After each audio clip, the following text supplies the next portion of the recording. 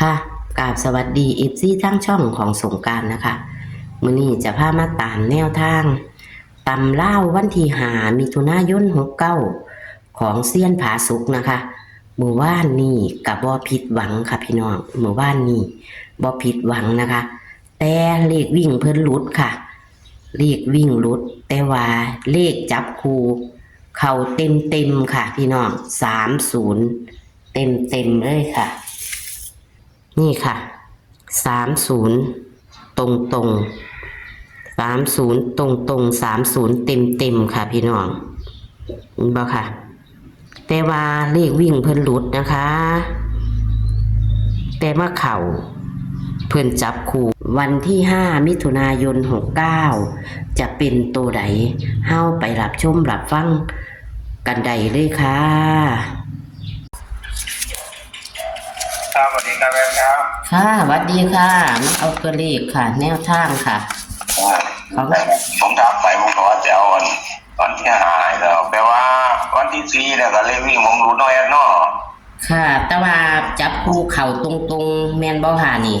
จับคู่เขา30อยู่ดอก30ตรงๆเลยค่ะโอ้คุณเน้นโตเข้า3งดงามเลยคุณ ตัวนิ่มกับมันเข่าอยู่แค่6ตัวหนึ่งแต่ยังค่าอยู่ดอกมันเขาแมนเข่าตรงๆเลยเนาะค่ะมันเขา30เลยได้วิ่งรุดแต่ว่ามันมาเข่าจับคู่อยู่เพราะว่าพอผมได้จับไปยัง4เนาะเป็นยังจับมี0นำน่ะคือเลขมันมีเลขอยู่3ตัวมี8 0นี่นะผมได้ตัด0ออกเลยจับเอาเป็น8กับ9เป็นเลขวิ่งกับวิ่ง9กับ0ก็ได้กับ9ก็ได้ผมเลยตัดสินใจเอา8กับ9มาวิ่งนะค่ะแต่ว่าถึง0บ่ได้บาดนี้ในเมื่อถึง0บ่ได้ก็ต้องมาจับเข้าคูของเขามันก็เลยถึงสนองค่ะดีแล้วถึงทางแล้วค่ะก็ถึงทางแล้วแล้วเนาะวันที่นี่ล่ะวันที่5เฮานี่ล่ะมื้อแรกนี่ล่ะค่ะผมไปจังซั่นคันแม่น FT เพิ่นไปเอาแต่ตัวเน้นให้ไปซื้อเพิ่นก็บ่ได้หยังแล้วเนาะแอนเนาะผมเน้นบ่ถึงโตจังว่าผมก็พยายามเว้าอยู่ดอกFT เพิ่นวิเคราะห์เอาแน่เพราะว่ามันก็บ่หลายตัวบ่หลายหางแค่6หางค่ะก็พอเห็นอยู่ดอกน้อยเนาะแม่นค่ะเพิ่นต้องซื้อหมดล่ะคันเพิ่นเป็น FC เนาะครับแอดเขียนวันที่แล้วบ่นี่ค่ะสั่นเอาไปโลน้อยเนาะค่ะอันเที่ยวนี้นั่น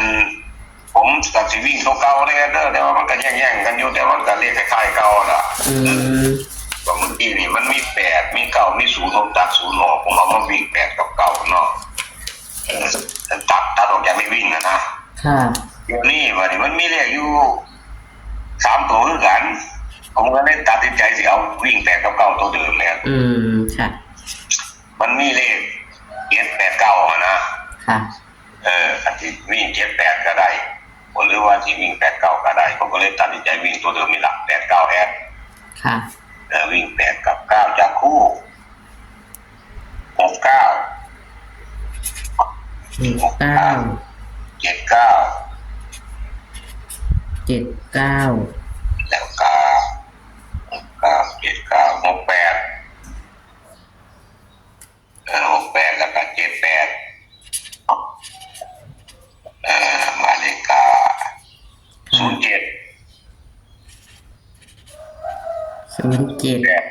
ครับ07 08ค่ะ07 08มาเลข6ชุดนี่แล้ววันนี้เอาเลข2ตัวเอาจาก2ชุดแรกเด้อ2ตัวนี่มี2 7 9เลข3ตัวเนาะเลข3ตัวผมบอกผิดเหมือนกันค่ะ2 7 9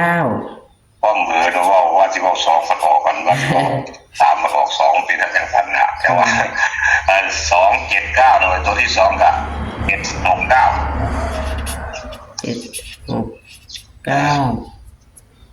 แล้วก็คันนิ่งอยู่ได้คันนิ่งฮะทั้งเทือเนาะ0นี่ถ้า0มากนะถ้ามันบ่มันเป็น07 08มันถอยลงมามันก็เป็น05 06ว่าไปถือดอกแอดค่ะเน้นโต69กับ79แลนเดอร์69 79 สามตัวผมไม่เน้นดอกเลขสามตัวเน้นแต่เลขสองตัวละ ค่ะ เลขสองตัวมันก็เอาออกมาจากเลขสองตัวและเลขสามตัวก็ได้แล้วทั้งหมดทั้งมวลตรงนี้ในทวนวงลูกผมไม่ว่าพี่ว่าคือ ค่ะ ต้องได้เขียนแต่แล้วเธอเขียนเลขสามนี่กลายเป็นเลขเก้าเลขศูนย์ไปไง คือกันล่ะค่ะ มันเบอร์ฮะแล้วเทียมันกับเบอร์คือกันล่ะค่ะ เพราะผมได้ทวนแต่ในอันที่เห็นแล้วทวนไม่ได้กันเกิดไปเขียนผิดตัวเดินก็ผิดไปหมดเลยนะ ค่ะ เราต้องทวนวงลูก อ้าวก็วิ่ง8 กับ 9เนาะค่ะ มีแปดกับเก้าเสมอ อัน กัน เสมอกัน จับคู่69 79 68 78 07 08 ครับ เน้นที่69กับ79นะคะ69นี่ก็มาดีอยู่ดิเนาะ69เนาะ ผมคาดว่าเดี๋ยวนี้อาจจะมาเจ็ดเนี่ยแหละสิมาแห้งกว่าเจ็ดกับเก้านี่แหละต้องมาแม้ตัวหนึ่งเนี่ย ค่ะ เก็บมันตามตำราเนาะเพิ่นบ่หนีโดนได้แก เนาะ หนี้แท่งหัวเดียว หลังมี2งวดก็มา อืม ค่ะ เก็บเบิ่งเนาะเก้ากับเจ็ดนี่มันก็ไล่มาเรื่อยๆจนมาฮอด2722แล้วมันก็มา7788ก็มาเว้นซะ3211เนาะ ค่ะ บ่มี7กับ9บ่นี่ก็ถัดมาอีกก็เก้ามาได้บ่นี่0549เนี่ยนี่งวดนี้ก็บ่มีบ่นี่3026เนาะผมคาดว่าถ้าบ่7กับ9แล้วต้องมา มันต้องมาว่าติบ่หนีพ่อ2เที่ยว่าติ ใช้สูตรแล้วมันผลมันตกยังสี่นะผมก็เลยว่าเรื่องวิเคราะห์ใช้ทำได้ของมันน่าจะเป็น อืม เพราะว่าสูตรผมกับมันตกหลักเต่านะปัจจับคู่มันไม่เจ็ดมีน้ำเนี่ยมันเข้ากันอยู่นะผมคิดว่าหรือจังไดหรอวะเนาะเขาวิเคราะห์มันตามไปเป็นจังสันการที่นี่ก็ทั้งหมดทั้งมวลของตัวนี้เนี่ย ค่ะเลข3ตัวหั่นท้วนค่ะ เลข3ตัว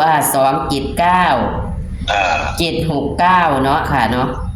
ผมโมเน้นตัวใดเนี่ยมันเป็นเลขตัวที่ผมเอาออกมาจากมันเติมหลักร้อยใช้ซื้อ ค่ะ เอามาจากเลขสองตัวกันละ เน้น69กับ79แล้วเนาะ ครับคาดว่าจะเข่าอยู่ดอกเทียมนี่ก็ได้อัน ค่ะ ครับผมเบิ้งวิเคราะห์ตามทำลายของคนเนาะแต่ว่าผมอยากได้เขาเบิ้ลถ้าเบิ้ลกับเก้าเก้าก็งงนะสองตัวนี่แหละน้ำหนัก บ่กันเบิ่นไว้บ่ค่ะ มันจังไหนเลยวะ เพราะว่าก็สูตรคำนวณเบิ้ลนี่ครับก็เฮ็ดบ่เป็นดอก แต่ว่าได้เป็นแค่วิเคราะห์เนาะ ค่ะ ตามทำลายเพิ่นมันก็มักจะเบิ้ลนะ คันสมมุติว่านั่นก็สิแม่น99กับ66คันเบิ่นแม่นบ่ค่ะ ถ้าเบิ้ลเพิ่นก็สิมีเท่านี้ล่ะ ค่ะค่ะ ถ้าสิหลายไปอีกก็อาจจะเป็น22เนี่ยซั่นน่ะ ค่ะ ถ้าบอกไปแต่ย่างไปว่าถ้าเบิ้ลก็สิมีเท่านี้ ค่ะ ทั้งหมดทั้งมวลตรงนี้แน่เด้อ ค่ะ ขอให้คุณพ่อคุณแม่ที่ทุกคนโชคดีว่าที่หานี่แหละ2 ทุ่มกว่านี่แหละขอให้รับไปด้วย ขอให้โชคดีอีกเนาะค่ะเลขเข้ากับเขาแล้วเต็มแล้วค่ะ30เต็มนะคะก็ขอบคุณเซียนค่ะ ครับสวัสดีครับ สวัสดีค่ะ สวัสดีครับสวัสดีครับ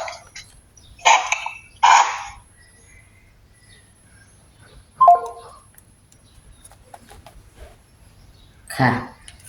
ะพี่น้องเลขเซียนเพิ่นกะเลขวิ่งรุดแต่ว่าจับคู่เข่าพี่น้องจับคู่เข่าเต็มเลยค่ะพี่น้องจับคู่เข่าเต็มของเพิ่นบ่ผิดหวังค่ะเมื่อวานนี้30ตรงเลยค่ะพี่น้องบ่ผิดหวังค่ะ30ตรงค่ะวันที่4มิถุนายน69ตำเล่าวเมื่อคืนนี้นะคะเซียนผาสุกนะคะเข้าที่30ตรงค่ะพี่น้องเพราะว่าเลขวิ่งเพิ่นหลุดค่ะมื้อนี้แต่ว่าเข้า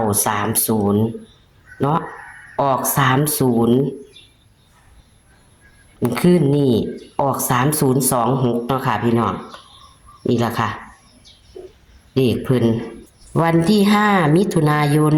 69นะคะตำล่าวมาแล้วค่ะพี่น้องนี่ค่ะเบิ่งเอาเด้อค่ะพี่น้องเพิ่นให้บ่หลายหางค่ะ นิ่นแค่2 หางนะคะนิ่น2 หาง69กับ79เป็นตัวนิ่นนะคะ69 79เป็นตัวนิ้นนะคะจับคู่ให้แค่6 หางนะคะขันมาเบิ้นเพิ่นกะว่าจะมา99กับ66เด้อพี่น้องเพิ่นว่าเลข3 ตัว279 769เพิ่นกะเอาออกมาใส่แค่เปลี่ยนหลักร้อยนะคะ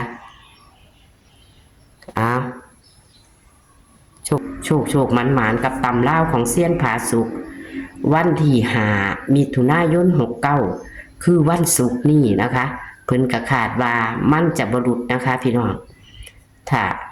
เลขวิ่งเพิ่นบ่เข้าขึ้นอาจจะมาเข้ามานี่แต่ว่าจับคู่เพิ่นเข้าเต็มค่ะเอาขอคนละไลค์คนละแช่มักกะกดไลค์ใช่กะกดแช่ให้กับเซียนผาสุกและช่องของสงกรานต์เหมือนเดิมค่ะโชคมันมื้อแรงนี่ค่ะสวัสดีค่ะ